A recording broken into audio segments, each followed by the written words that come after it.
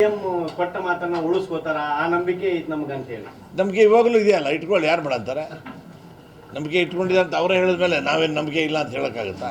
ಅಂದ್ರೆ ಬಿಟ್ಟು ಕೊಡ್ತೀನಿ ಅಂತ ಹೇಳಿ ಮಾತು ಕೊಟ್ಟಿದಾರ. ನಾನು ಹೇಳಿದ್ನಲ್ಲಪ್ಪ, ಸಿದ್ದರಾಮಯ್ಯ ಅವ್ರಿಗೆ ಗೊತ್ತು, ಡಿ ಕೆ ಶಿವಕುಮಾರ್ ಗೊತ್ತು, ಇನ್ನು ಯಾರಿಗೂ ಗೊತ್ತಿಲ್ಲ. ಹೈಕಮಾಂಡ್ ಅವ್ರು ಇರ್ಬೋದು, ಅವ್ರಿಗೆ ಗೊತ್ತಿರ್ಬೋದು, ನಮಗಂತೂ ಗೊತ್ತಿಲ್ಲ. ಥ್ಯಾಂಕ್ ಯು, ನಮಸ್ಕಾರ.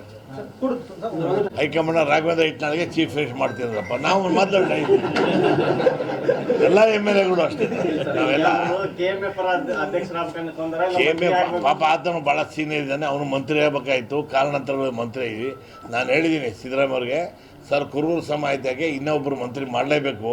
ನನ್ನ ರಾಜಕೀಯ ರಾಘವೇಂದ್ರ ನನ್ನ ಗೆಳೆಯ ಎಲ್ಲ ಹೇಳ್ತಾ ಇರೋದು, ಆ ಹಳೆ ಮೈಸೂರು ಭಾಗಕ್ಕೆ ಒಬ್ಬರು ಮಾಡಿದ್ರು ಸುರೇಶ್ ಅಂತ, ಈ ಭಾಗಕ್ಕೆ ರಾಘವೇಂದ್ರ ಹಿಟ್ನಾಳ್ ಮಾಡಿದ್ದು. ನಾನು ಭಾಳ ದಿನ ಹೇಳಿದ ಮೊದಲಿಂದ, ಏನೋ ಕಾರಣಾಂತರಗಳು ಅವನಿಗೂ ಅದೃಷ್ಟ ಚೆನ್ನಾಗಿಲ್ಲ, ನಮಗೂ ಅದೃಷ್ಟ ಚೆನ್ನಾಗಿ ಮಂತ್ರಿ ಆಗಿಲ್ಲ. ಸರ್, ಡಿ ಕೆ ಸುರೇಶ್ ಅವರು ಪದೇ ಒಂದು ಮಾತು ಹೌದು, ಬೆಂಬಲ ನಾನು ಹೇಳ್ದಲ್ಲ, ಹೈಕಮಾಂಡ್ ಅವ್ರಿಗೆ ಯಾವ ಥರ ಹೇಳ್ತಾರೆ ಆ ಥರ ಎಲ್ಲ MLAಗಳು ಕೇಳ್ತಾರೆ. ಇಂಥವ್ರು ಮುಖ್ಯಮಂತ್ರಿ 135 ಜನ ಡಿ ಕೆ ಶಿವಕುಮಾರ್ ಜೊತೆ ಇರ್ತಾರೆ.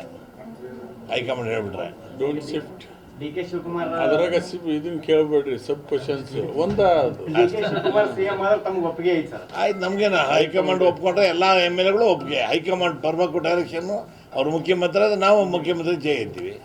ಈಗ ಡಿ ಕೆ ಸುರೇಶ್ ಅವರು ಪದೇ ನಾಳೆ ಯಾಕೆ ಬಂದಿದ್ದೀನಿ, ಸೊ ಯಾರ ಜೊತೆ ನಾನು ಮಾತಾಡಬೇಕು ಎಲ್ಲ ಮಾತಾಡಿದ್ದೀನಿ ಅಂತ ಅವ್ರು ನಿನ್ನೆ ಹೇಳಿರ್ತಕ್ಕಂಥ. ಮಾತಾಡಲಿ, ಯಾರು ಬೇಡ ಅಂತಾರೆ? ನಾವು ಹೋಗ್ತೀವಿ ಡೆಲ್ಲಿಗೆ, ಬೇಕಾದಷ್ಟು ಜನ ಮಾತಾಡ್ತಾರೆ, ಅವರು ಅಧ್ಯಕ್ಷರು ಮಾತಾಡ್ತಾರೆ. ಮುಖ್ಯಮಂತ್ರಿ ಆಗೋದು ಹೈಕಮಾಂಡ್ ಅವ್ರು ಹೇಳಿ ನಾಳೆನೇ ಬೇಕಾದ್ರೆ ಮುಖ್ಯಮಂತ್ರಿ, ನಾವು ಎಸ್ಸಪ್ಪ ಆಯ್ತು ಒಪ್ಕೊತೀವಲ್ಲ. ಸಿದ್ದರಾಮಯ್ಯ ಅವರು ಒಪ್ಕೊಂತಾರೆ, ನಾವು ಎಲ್ಲ ಒಪ್ಕೊತೀವಿ. ಹೈಕಮಾಂಡ್ ಏನು ಹೇಳ್ತಾರೆ, ನಾಳೆ ಸಿದ್ದರಾಮಯ್ಯ ಅವ್ರು ರಾಜೀನಾಮೆ ಕೊಡಿ ನೀವು, ಡಿ ಕೆ ಶಿವಕುಮಾರ್ ಎಲ್ಲ ಅವರು ಒಪ್ಕೊಂತಾರೆ, ನಾವು ಒಪ್ಕೊತೀವಿ. ಶಾಸಕರ ಅಭಿಪ್ರಾಯ ಸಂದರ್ಭದಲ್ಲಿ ಕೇಳೋದಿಲ್ಲ ಅಂತೀರಾ? ಶಾಸಕರ ಅಭಿಪ್ರಾಯ ಕೇಳ್ಬೋದು, ಕೇಳದೆ ಎಲ್ಲ ಶಾಸಕರ ಅಭಿಪ್ರಾಯ ಕೇಳ್ತಾರೆ ಗ್ಯಾರಂಟಿ. ಸೊ ಅವಾಗ ಏನಾಗುತ್ತೆ ತಮ್ಮದು ಅಭಿಪ್ರಾಯ? ತಮ್ಮ ಅಭಿಪ್ರಾಯ ಕೇಳ್ತಾರೆ, ಆಮೇಲೆ ಹೈಕಮಾಂಡು ಯಾರು ಗೊಂದಲ ಇಲ್ಲದೆ ಯಾವ ಥರ ಮಾಡೋಕೆ ಹೈಕಮಾಂಡ್ ಕಾಂಪ್ರಮೈಸ್ ಮಾಡ್ತಾರೆ.